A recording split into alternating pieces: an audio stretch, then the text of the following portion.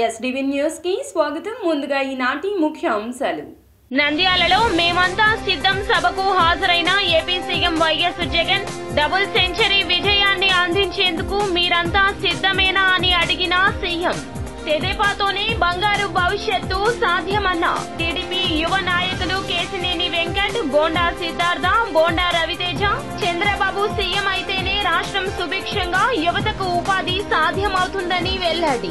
చంద్రబాబు మీటింగ్లకు స్పందన కరువైందని ఎద్దేవా చేసిన ఏపీ ప్రభుత్వ సలహాదారు సజ్జల.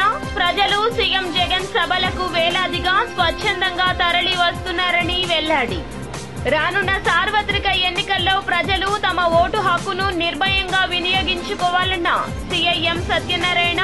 సక్రమంగా ఓటు హక్కు వినియోగానికి ఎల్లప్పుడూ పోలీసులు రక్షణ కవచంగా నిలుస్తారని వెల్లడి.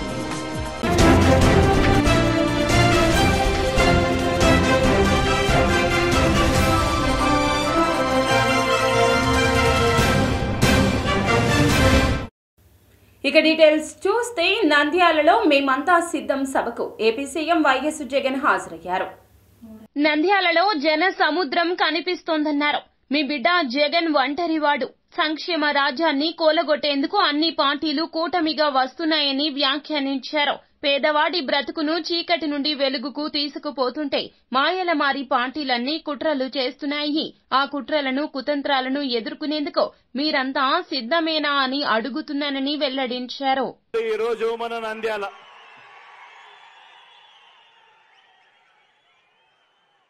సంక్షేమాన్ని, ఇంటింటి అభివృద్ధిని కాపాడుకునేందుకు ప్రజల సైన్యం ఇక్కడ ఈ రోజు నంద్యాలలో ఒక సముద్రంలా సిద్ధమనంటోంది. గతంలో చంద్రబాబు చేసిన అబద్ధాలు, మోసాల పాలన చూసిన తర్వాత అందుకు భిన్నంగా 5 ఏళ్లుగా మన ప్రభుత్వం చేసిన మంచిని చూసిన తర్వాత, ప్రజా కంటకులు ఓడిన తర్వాత ఒక నరకాసురుడు, ఒక రావణుడు, ఒక దుర్యోధనుడు మరోసారి పైకి లేచి తాను మళ్లీ సింహాసనం ఎక్కుతాను అనంటే ప్రజలు ఎలా ఒప్పుకోరో అలాగే నారావారి పాలన మళ్లీ తీసుకువస్తామని ఎవరైనా అంటే ఒప్పుకోము అని చెప్పటానికి నంద్యాల నుంచి ఏలేరు వరకు, కుప్పం నుంచి ఇచ్చాపురం వరకు ప్రజలంతా కూడా సిద్ధంగా ఉన్నారు. సంక్షేమ రాజ్యాన్ని కూలగొడదామని 3 పార్టీలు కూటమిగా చూస్తా ఉన్నాయి. వీరికి తోడు పరోక్షంగా మరో జాతీయ పార్టీ కూడా వీరికి అదృశ్య హస్తంగా తోడుగా ఉంది. ఇటువైపున చూస్తే జగన్ ఒక్కడే ఒక్కడు, అటువైపున చూస్తే ఒక చంద్రబాబు, ఓ దత్తపుత్రుడు, వీరికి తోడు ఒక జాతీయ బీజేపీ అనే పార్టీ, పరోక్షంగా మరో కాంగ్రెస్ పార్టీ. వీరందరూ సరిపోరు అన్నట్టు ఓ ఈనాడు, ఓ ఆంధ్రజ్యోతి, ఓ టీవీ5 ఇంతమంది తోడేళ్లు ఏకమయ్యారు కేవలం ఒకే ఒక్క జగన్ను ఎదుర్కొనేదానికి, ఒకే ఒక్క మీ అన్నను, మీ బిడ్డను, మీ తమ్ముడిని ఎదుర్కొనేందుకు. తెదేపాతోనే బంగారు భవిష్యత్తు సాధ్యమవుతుందని టీడీపీ యువ నాయకులు కేశినేని వెంకట్, బోండా రవితేజ వెల్లడించారు.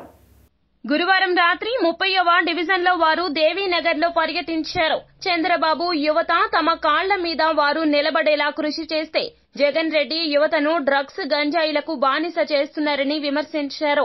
భాజపా, జనసేనలు బలపరిచిన కేశినేని శివనాథ్, బోండా ఉమల విజయాన్ని కాంక్షిస్తూ విస్తృత ప్రచారం చేశారు. తెదేపా మేనిఫెస్టో, సూపర్ 6 పథకాల కరపత్రాలు పంచారు.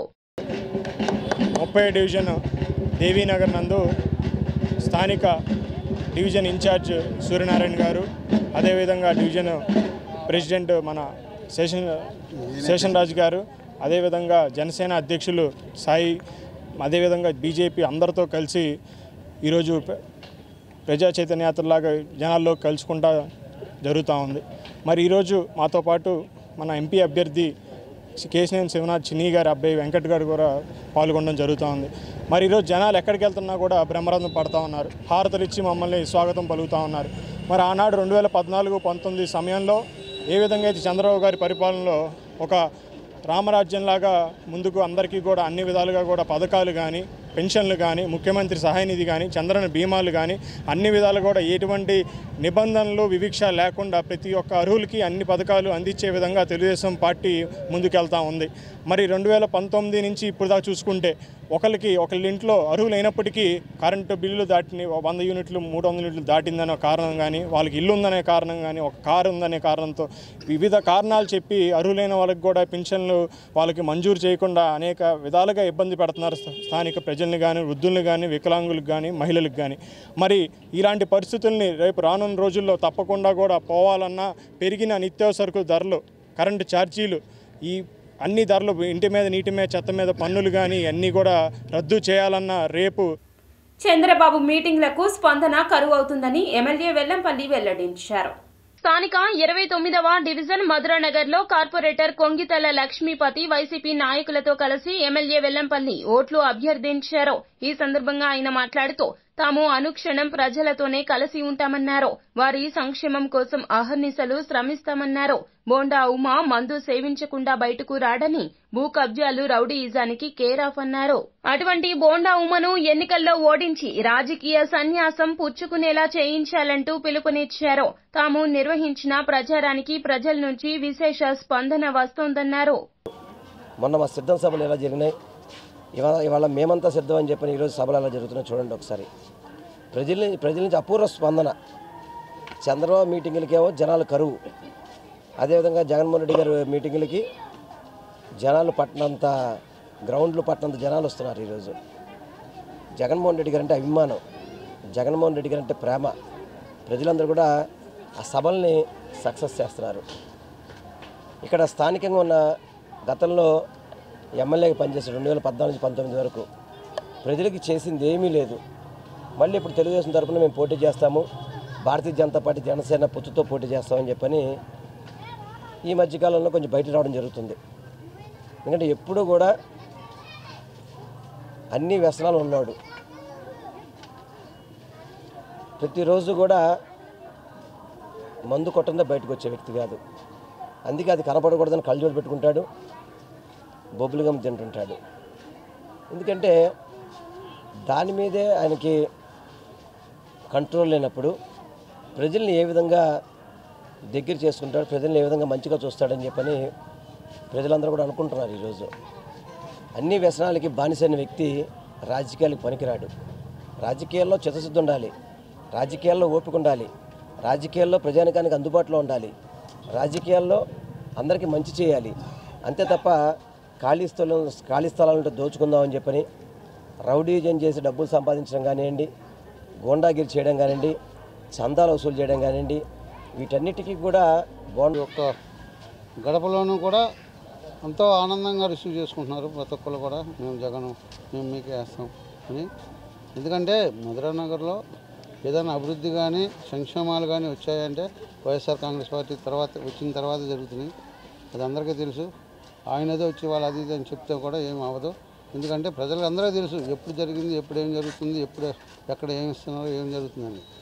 ఇదంతా గమనించుకొని జాగ్రత్తగా మాట్లాడాల్సిందిగా పవన్ వారికి హెచ్చరిస్తూ రాబోయే రోజుల్లో కూడా రానున్న సార్వత్రిక ఎన్నికల్లో ప్రజలు ఓటు హక్కును నిర్భయంగా నిర్వహించుకోవాలంటూ సీఐ ఎం సత్యనారాయణ వెల్లడించారు. సిపి టీకే రాణా ఆదేశాల మేరకు కొటికలపూడి గ్రామంలో 100 మంది ఏఆర్ పారా మిలిటరీ బలగాలతో కవాతు నిర్వహించారు. ఆయన మాట్లాడుతూ రానున్న ఎన్నికల్లో ఓటర్లు అపోహలు, ప్రలోభాలకు గురి కావద్దన్నారు. సక్రమంగా ఓటు హక్కు వినియోగానికి ఎల్లప్పుడూ పోలీసులు రక్షణ కవచంలా నిలుస్తారన్నారు. ఈ కార్యక్రమంలో ఎస్ఐ పాపారావు, సిబ్బంది పాల్గొన్నారు. ఇబ్రహీంపట్నం మండలం కుటికలపూడి గ్రామం నుండి ఫ్లాగ్ మార్చి కండక్ట్ చేయడం జరిగింది. దీనిలో మనకి సిఐఎస్ఎఫ్ సెంట్రల్ పార్లమెంటరీ ఫోర్స్, మన లోకల్ పోలీసు తోటి మొత్తం విలేజ్ మొత్తం కూడా కవాతు చేయడం జరిగింది. దీని యొక్క ముఖ్య ఉద్దేశం ఏంటంటే ప్రజల్లో మనకి ఇంత పారామిలిటరీ ఫోర్సు, లోకల్ పోలీసు అందరూ కూడా ఇంతమంది సపోర్ట్గా ఉన్నారు, మనం స్వేచ్ఛగా ఫ్రీ అండ్ ఫెయిర్గా మనం ఓటు హక్కుని వినియోగించుకోవచ్చు అనే ఒక భరోసా ప్రజలకు కల్పించడం కోసం, వాళ్ళని ఉత్తేజం చేయడం కోసం, మీరు ఎటువంటి భయాందోళనకు ఎవరి ప్రలోభాలకు లొంగకుండా వాళ్ళ యొక్క ఓటు హక్కును ధైర్యంగా స్వేచ్ఛగా ఉపయోగించుకునేందుకు గాను వాళ్ళకి భరోసా కల్పించడం కోసం ఈరోజు మనం సిపి గారి ఈ కాంతిరాణ టాటా ఐపీఎస్ సార్ గారి యొక్క ఆదేశానుసారం కుటికలపూడి నందు ఈరోజు సెంట్రల్ పార్లమెంటరీ కోర్సులో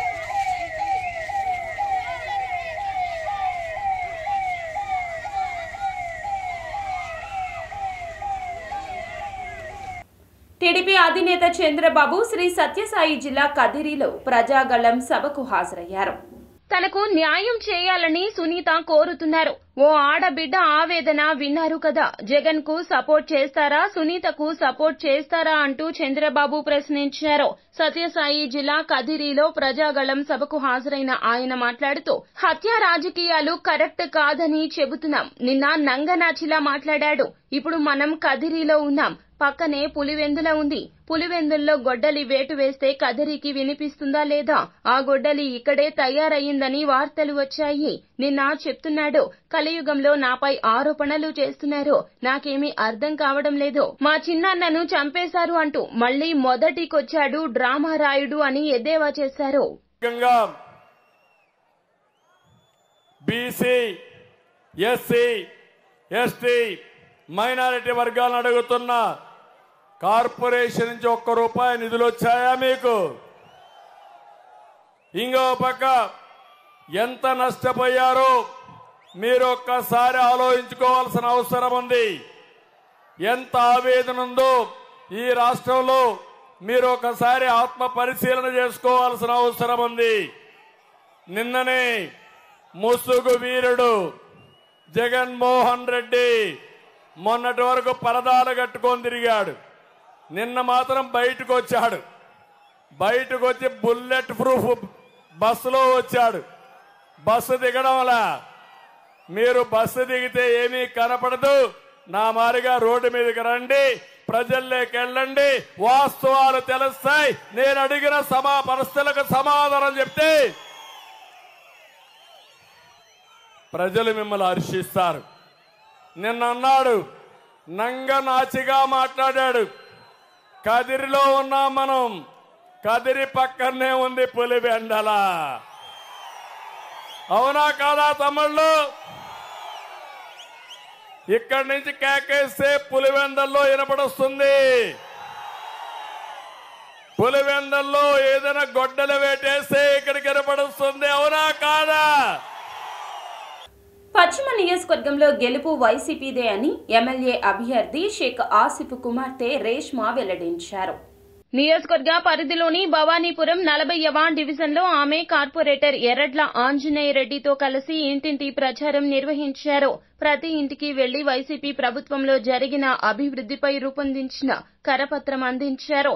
ఈ సందర్భంగా మాట్లాడుతూ డివిజన్లో ప్రజల నుంచి మంచి స్పందన వస్తోందన్నారు. ప్రతి ఒక్కరూ తమ ఓటు ఫ్యాన్ గుర్తుకే చెబుతున్నారని వెల్లడించారు.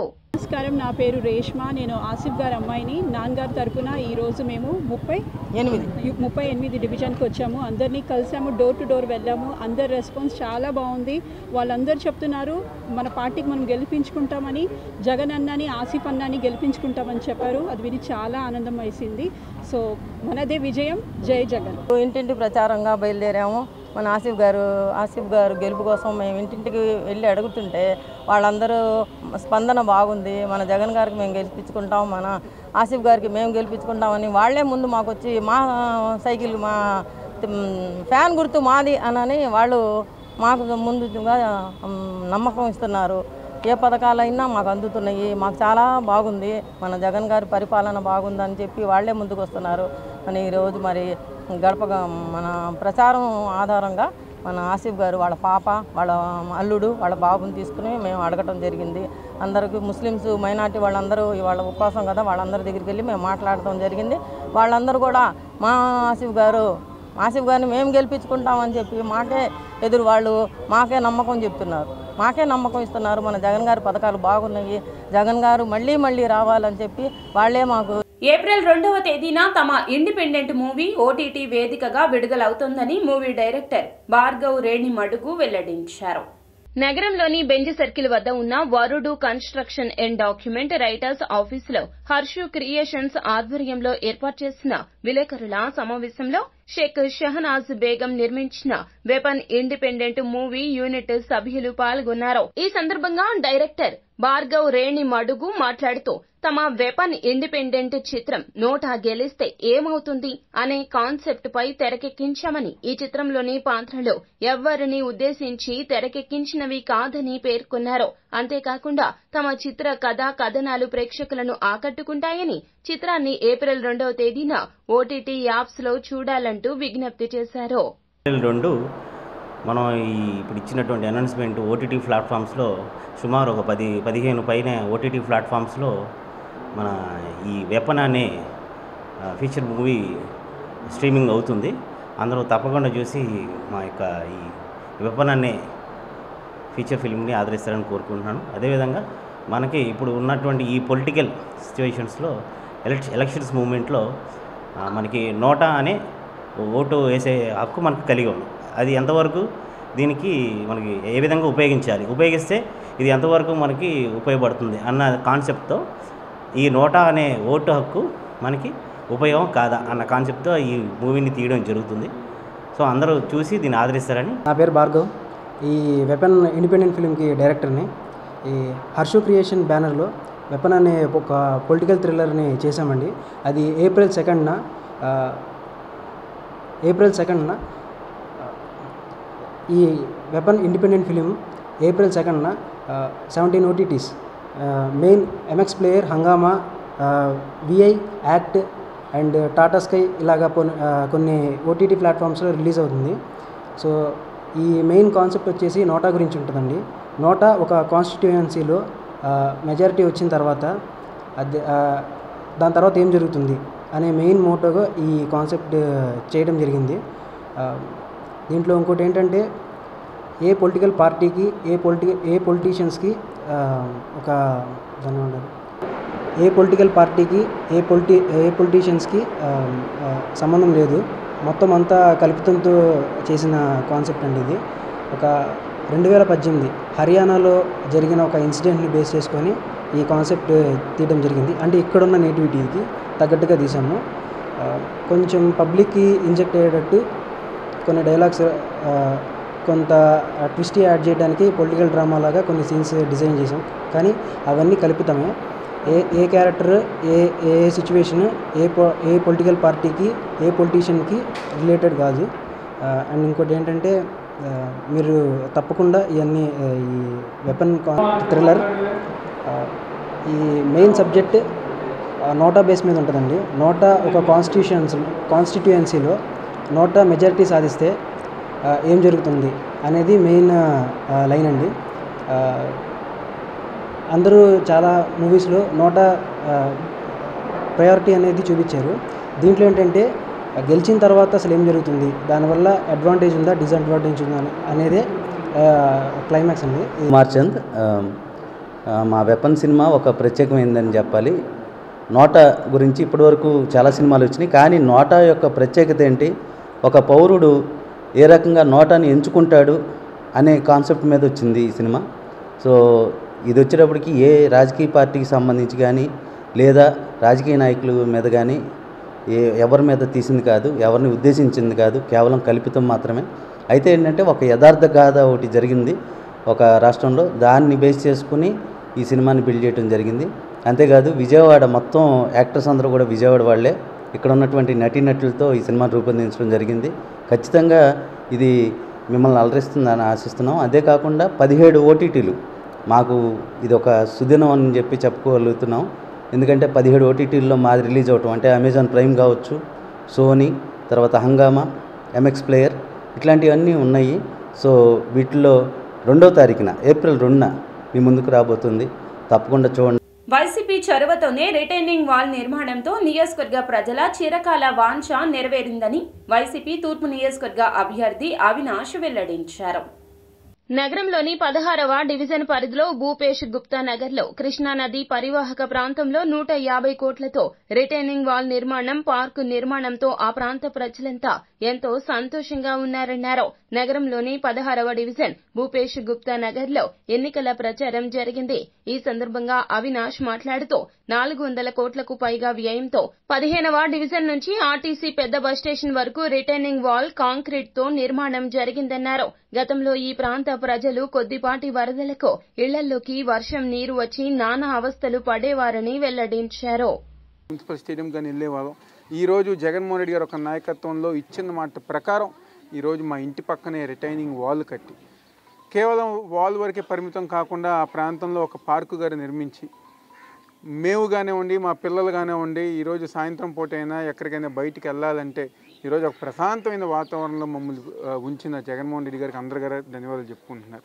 అదేవిధంగా ఇంటింటికి సంక్షేమ పథకాలు, అమ్మఒడి కానివ్వండి, చేయూత్ కానివ్వండి, కాపు నేస్తం కానివ్వండి, ఈబీసీ నేస్తం కానివ్వండి, వైఎస్ఆర్ ఆసరా కానివ్వండి, ఇళ్ల స్థలాలే కానివ్వండి, ప్రతి ఒక్కరికి గారు ఈరోజు జగన్మోహన్ రెడ్డి గారు ఒక నాయకత్వంలో సంక్షేమ పథకాలు అందిస్తాం గారు జరిగింది.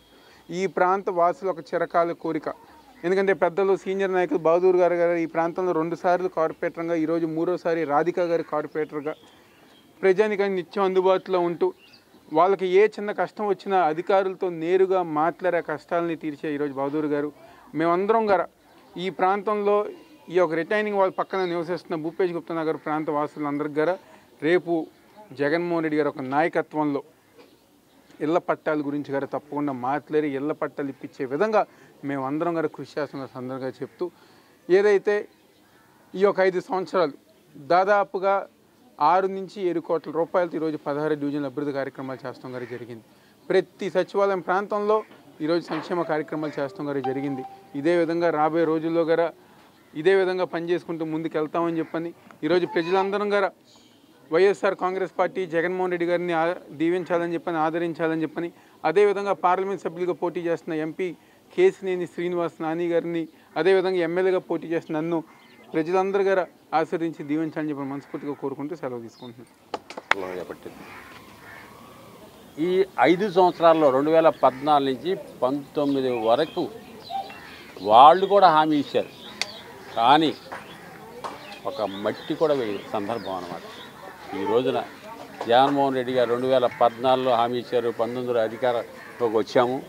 వచ్చిన తర్వాత అనుకున్న ప్రకారము పోలీస్ కాలనీ దగ్గర నుంచి టీడీపీ అధ్యక్షుడు చంద్రబాబు ఎంత గింజుకున్నా ప్రజలు నమ్మే పరిస్థితుల్లో లేరని ప్రభుత్వ సలహాదారు సజ్జల వెల్లడించారు. చంద్రబాబు సభలు జనం లేక వరుసగా విఫలం కావడమే ఇందుకు నిదర్శనమన్నారు. సీఎం జగన్ చేపట్టిన బస్సు యాత్రకు ప్రజల నుంచి అనూహ్య స్పందన లభిస్తోందన్నారు. వైసీపీ కేంద్ర కార్యాలయంలో ఆయన మీడియాతో మాట్లాడారు. తరతరాలు తిన్నా తరగనంత దోచుకున్న చంద్రబాబుకు ప్రజల్లోకి వెళ్లి ఏం చెప్పాలో దిక్కుతోచక మళ్లీ మోసపూరిత హామీలతో వస్తున్నారన్నారు. ఈ మోసాలను మరచిపోని ప్రజలు ఏ పార్టీ వైపు ఉండాలో ఇప్పటికే నిర్ణయించుకున్నారన్నారు. వారం రోజులు 10 రోజులు అక్కడే పోయినాగా ఢిల్లీలో తిరుగుతున్నాడు, చక్కర్లు పడుతున్నాడు, అక్కడే తిరుగుతున్నాడు. అంతకుముందు పోయి ఒకసారి పోయి వచ్చాడు, మళ్ళీ పోయినారు, అక్కడే తిరిగారు దర్శనం కోసం. ఇవన్నీ దేనికోసం చేసినట్టు? అక్కడ పోయి అంత ఇదిగా వచ్చి ఈరోజు వచ్చి భవిష్యత్తు తెలుగు రాదని అమిత్ షాకు మోడీకో తెలుగు అర్థం కాదులే. ఇంకా ఇక్కడ ఉండేది ఎలాగో మన ఏజెంట్లే కదా, ఇక్కడ స్టేట్ లీడర్షిప్లో ఉండేది. రిపోర్ట్స్ వాళ్ళకి తెలియలేని ఆయన మాట్లాడుతున్నట్టున్నాడు, తెలుగులో మాట్లాడితే పోతం చెల్లుతుందని అని ప్రజలకు తెలుసు కదా. ఉత్తరాది వాళ్ళకో లేక మోడీకో అమిత్ షాకు తెలియదు, రాష్ట్ర ప్రజలకు తెలుసుగా ఈయన ఎంత ఆత్రంగా వాళ్ళ చుట్టూ తిరిగాడో, కేసుల నుంచి బయటపడాలను ఎలాగో వాళ్ళతో పొత్తు పెట్టుకోవాలని చెప్పి డెస్పరేట్గా తిరిగిన చంద్రబాబు కానీ, దానికి రాయబారం ఉన్నట్టున్న పవన్ కళ్యాణ్ కానీ వీళ్ళు ఎంతగా ఇది చేశారో ప్రజలకు తెలియదా? అందరు చూస్తూనే ఉన్నారుగా. అయినా ఆయన నమ్మకం ఏంటంటే తను ఏదంటే తన మీడియాలో వస్తుంది, అది డిస్కషన్ అవుతుంది, జనం దానికి కొంత నమ్మకపోతారా అనేది ఆయన ఆశ. ఇంకా అది పోయినట్లే, ఎందుకంటే ఆయనకు తెలిసిన విద్య అదే కదా.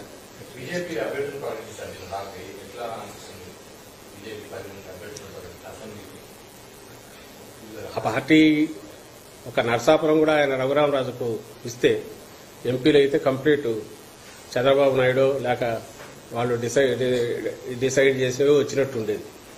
అదొకటి ఎందుకో ఇది చేశారు కానీ అది కూడా ఇచ్చింటే అక్కడికి అయిపోయేది. అతను ఇది తీరేది, కోరిక తీరేది. ఎన్నికల్లో కూడా ఏం జరుగుతుందో తెలిసేది. రిజల్ట్ ఎట్లుండేది, వన్ సైడ్ ఏకపక్షంగా ఉంది ఆల్రెడీ. మిగిలిన వాటిలో కూడా గతంలో కనీసం వాళ్ళ కార్యకర్తలు ఎవరో కనపడేవాళ్ళు, ఇప్పుడు అదేం కనపడలే. మీ మీడియాలో నేను ఇట్లా చూస్తున్నాం. ఆళ్లగడ్డ ప్రజలతో మాట్లాడుతూ ఉండగా అంబులెన్స్ రావడంతో తప్పుకొని దారి ఇచ్చారు సీఎం జగన్మోహన్ రెడ్డి.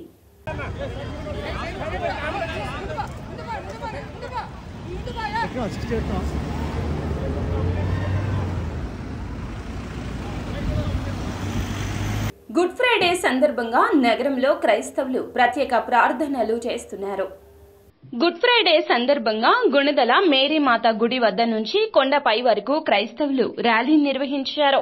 అధిక సంఖ్యలో దీక్షాపరులు ఈ ర్యాలీలో పాల్గొని యేసుక్రీస్తు పాటలను స్మరణ తెచ్చుకుంటూ ముందుకు సాగారు. గుణదల కొండపై ఉన్న శిలువను ముద్దాడారు. మానవాళి పట్ల ప్రేమ, నిస్సహాయుల పట్ల కరుణ, శత్రువుల పట్ల క్షమ, ఆకాశమంతటి సహనం, ఇది జీసస్ జీవితం, మానవాళికి ఇచ్చిన సందేశమంటూ క్రైస్తవ మత పెద్దలు పేర్కొన్నారు.